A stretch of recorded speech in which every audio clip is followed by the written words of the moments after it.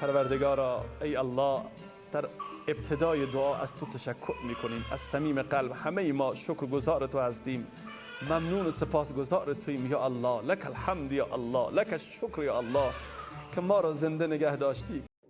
سلام علیکم دوستان عزیز، روزی همه شما با خیر شادی باشد. ولاگی ما ولاگی 3 روزه 4 روزه دوستان عزیز. رحمت برای دستگیریاتون، رحمت برای سخنهای نیکتون. از همه شما میندار هستیم دوستان عزیز. انا میخوای شوهرم یک دو روز پیش و ساسیسکای حلال یک کروکا گرفته بود.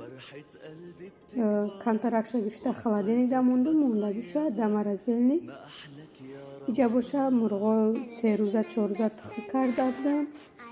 تخمایی که میبینین لایه تخمای مرغابیه،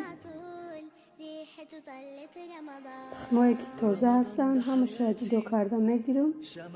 این تخمایی که لایه و او انداخته میمونم میشون تازه میکنم.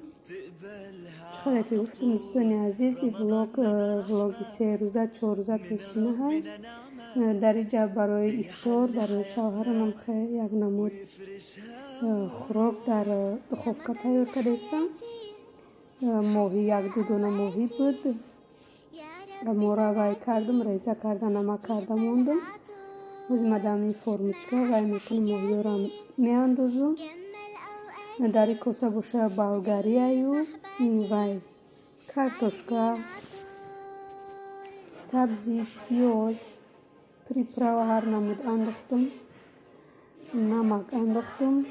حاضی وای میکنم کنتر افغان انداختم. بعد میاد ساسیسکا گفتم وای کنم ای بالای می آوشیامونم با مزه خشومیه. تا آخر نواره با ما باشه دوستان عزیز.